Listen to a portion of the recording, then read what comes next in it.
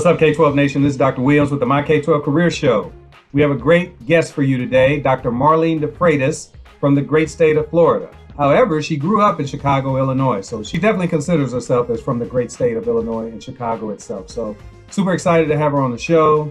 She's been an educator for over 20 years. She's been an adjunct professor. She's worked at the elementary level, the middle school level, and she's done some great things in her career. However, she is actually working as a CEO and founder of EdSprout, which is at edsprout.org. So we're super excited what she has to share with us today about her K-12 career and her latest endeavor, edsprout.org. And the focus of EdSprout is to help K-12 educators to stay in the profession and to really provide the supports that are needed for them to be supported and thrive in the K-12 environment. So we're super excited about what Dr. DeFrates has to share with us. Please enjoy the show. Thank you. Dr. Marlene DeFrates, thank you so much for coming on the My K12 Career Show to share your story with our viewers and our listeners. Would you please tell us what's going on in your life and in your K-12 career right now? Well, thank you, Dr. Joseph, for having me on your show. And also, I'm excited about the work that you're doing to share educators' stories and experiences. They definitely need to be heard, especially during this time. But I'm also excited to share that I'm working on my boutique coaching firm, EdSprout. Okay. And we specialize in teacher retention. Okay. We're hearing all over social media and the news that teachers are leaving the classroom in record numbers. Yeah, that's true. Yeah. And districts are taking some desperate measures to fill these roles, even bringing on people, or at least, rumors of bringing on people who are not qualified to work with children, don't have the certifications and what you need to really be a teacher. So I think the question shouldn't just be like, okay, how can we attract people to the field? How can we place them in the classroom?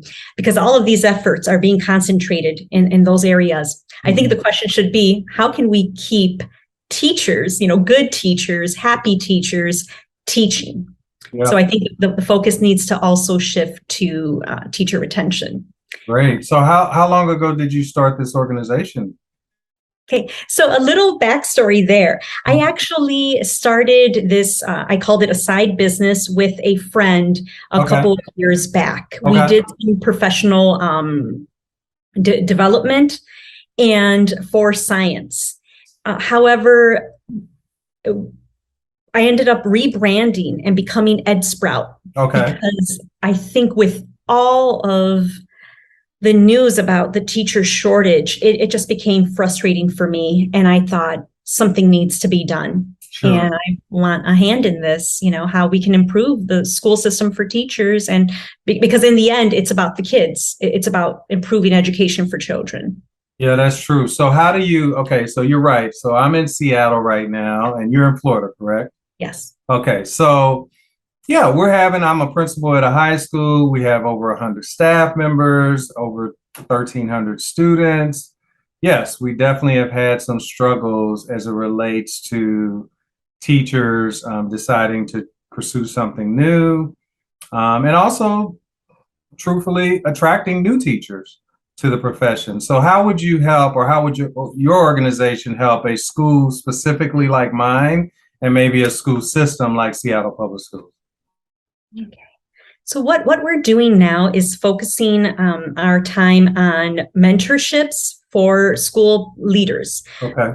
Because they have such a big influence on everything that impacts a teacher, and of course impacts children and the families. Okay.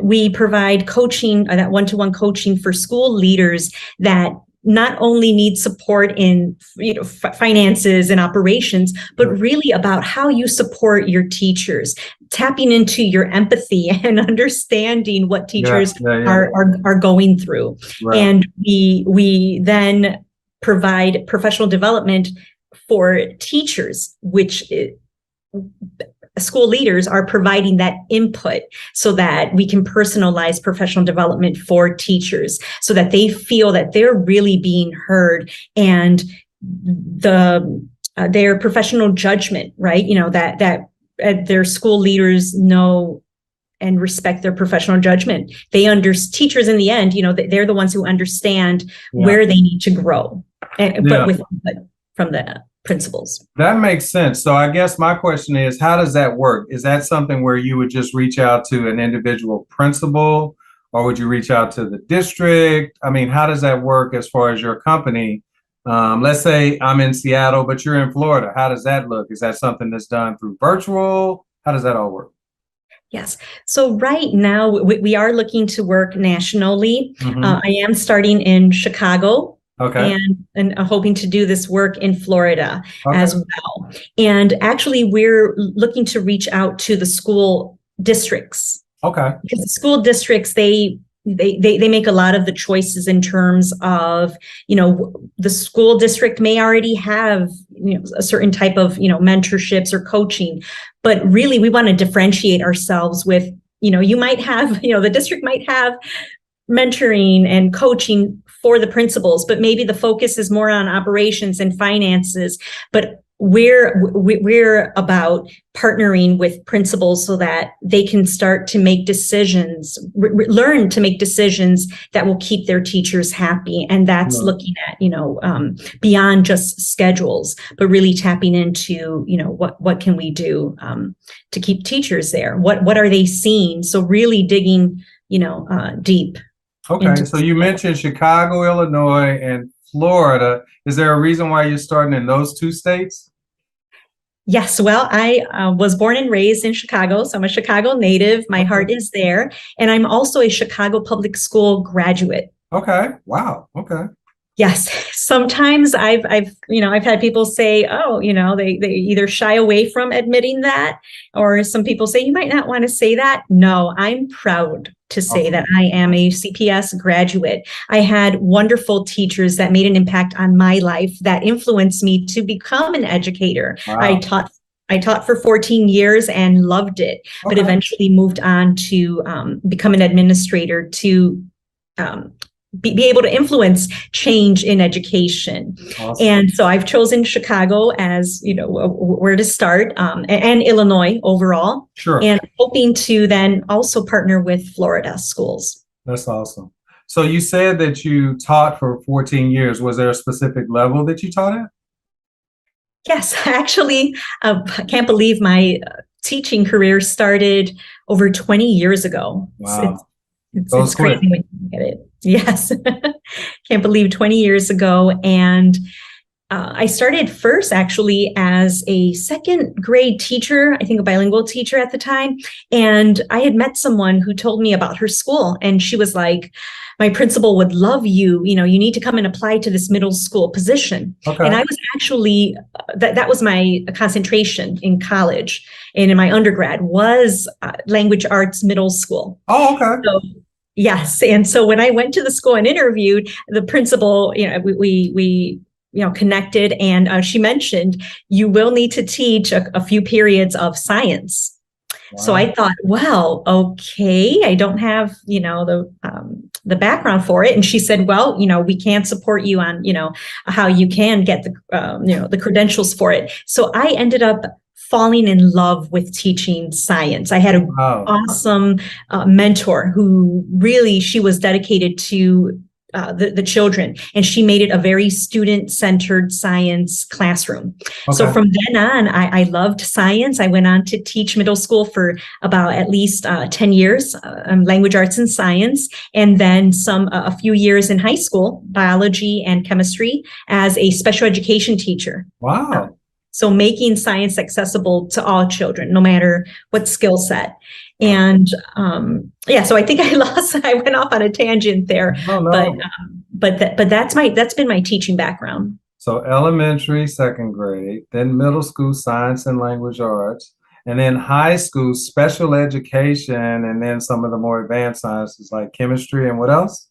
Chemistry and biology. And biology. Wow. So yeah, you definitely hit all three levels, and obviously special education is its own different area. So yeah, that's amazing. Yeah, we definitely have that in common. I taught special ed as well. So yeah, that's really, really cool. So now that you've done that, and like you said, 20 years just went by in a blip, right?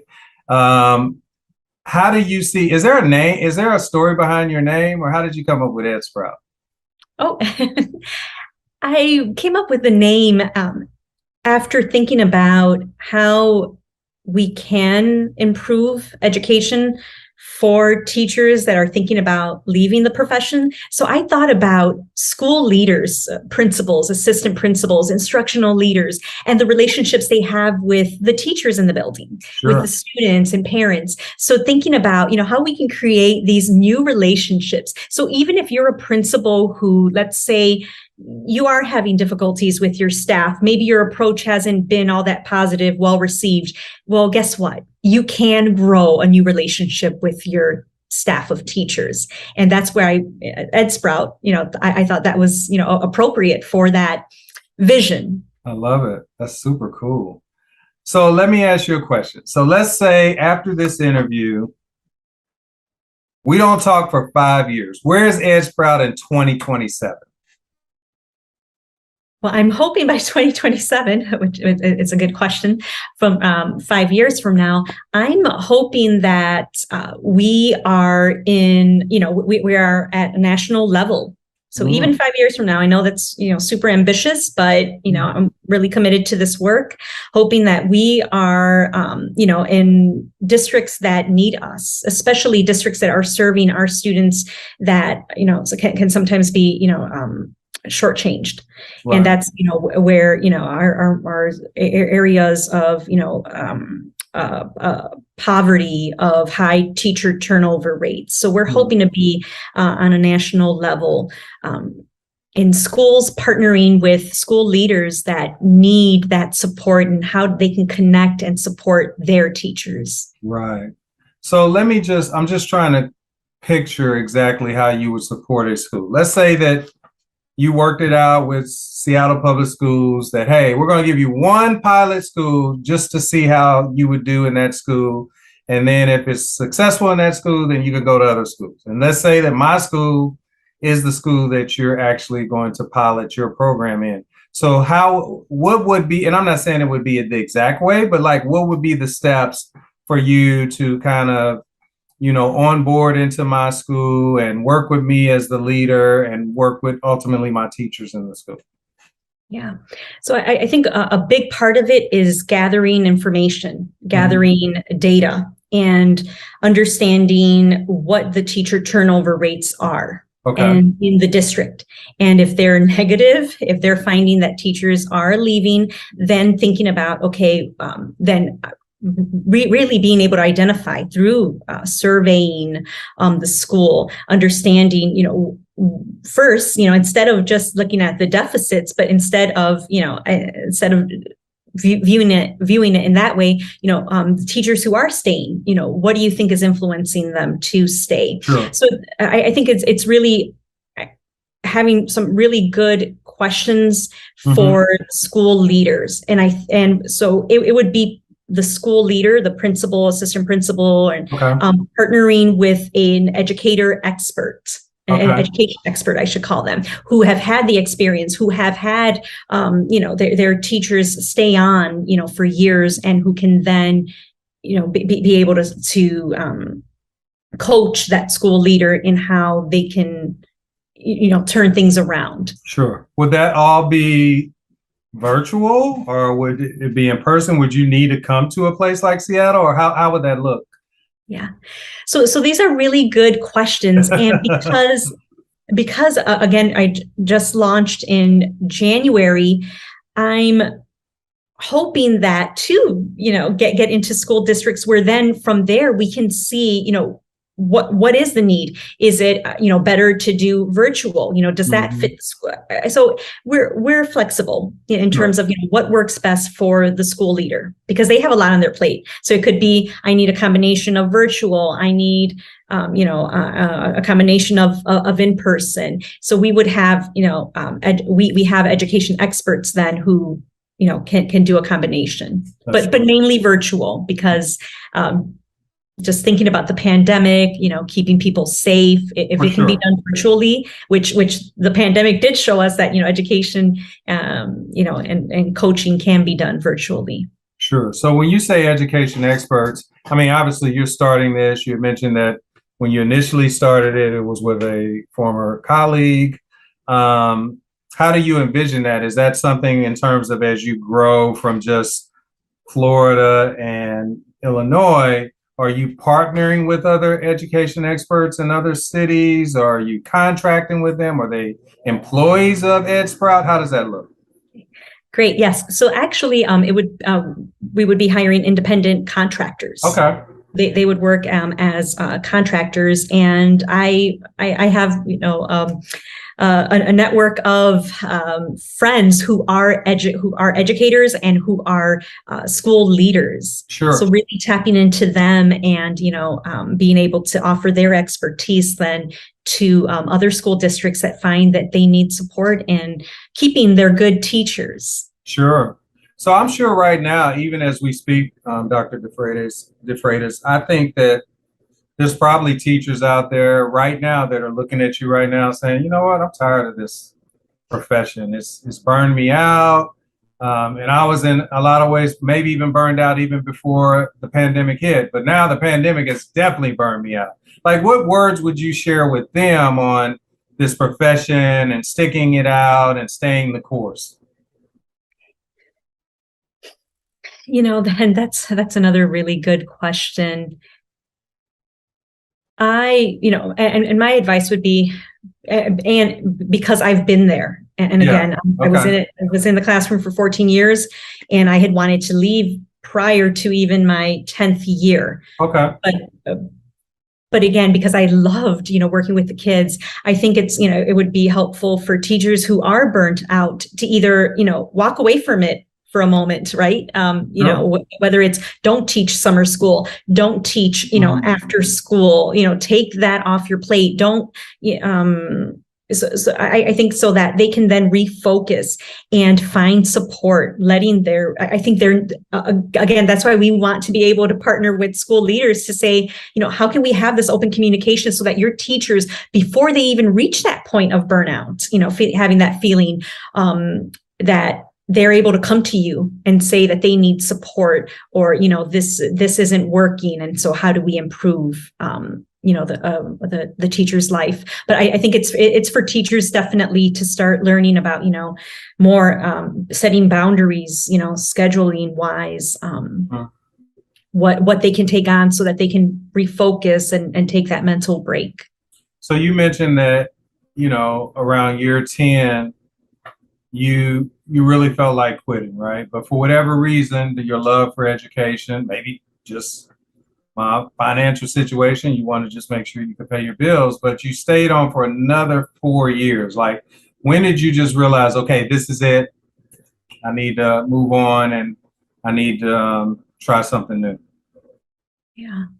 So I would say it was about my 10th year or so. I had 12th year, I had completed a certificate to become a school principal. Okay. But by that time, I had worked with a mix of good principals and some that were not very great. But I realized that the ones that were great, I thought, we need more of these kind of principals in schools, because I had the same way that I left, after like about 14 years, I had other teachers I knew that also made the pivot to like either another career, just broke away from education. And because I had some really good principals, and that's why I had stayed on, okay. I thought we need to see how we can make this happen in other school districts. And that's when I decided I need to take a step away from education, but I've always stayed in education in some capacity, but take on different roles. And I've been able to, in those different roles, working for an education publishing company, I traveled the country and witnessed, what was going on in other classrooms and, how they function. So I think that's really valuable experience that I bring on to, how we can support schools. I love it. So you mentioned that one of the reasons why you became a K-12 educator was because the influence that some of the CPS teachers that you had on you. If you had to do it all over again, would you still have become a K-12 educator? Yes, I don't think of any other profession that I would have jumped into. I love what I do. I've worked with some of the sweetest children and families that has kept me motivated doing what I do, because in the end, supporting school leaders is going to then support your teachers who are working with the children. And that's where, my interest is in helping families and children. So, our K-12 profession, I feel, is the greatest profession in the world. I feel like our profession is the profession that makes all other professions possible. Why do you believe that K-12 profession is such a great profession? Because I think in the classroom, you can bring about so much change and influence. I think an educator's role, if they, have this in mind, is to empower children and empower their, families, but mainly the children who are going to go on and make changes and improve our world. And so I think it's such a noble profession, but also a very influential and empowering profession. That's awesome. Well, Dr. DeFrates, you have contributed to the K-12 space for over 20 years. And I will tell you that I started the My K12 Career Show to honor, acknowledge, and showcase K-12 educators like you. So I want to take this time to acknowledge you for all the great work you've done in all the school communities that you've worked with since you got into this profession.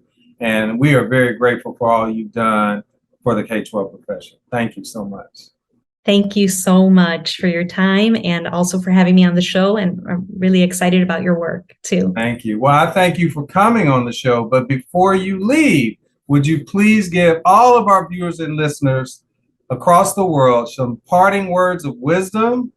Tell us how we can connect with you, and then we'll say goodbye. Okay.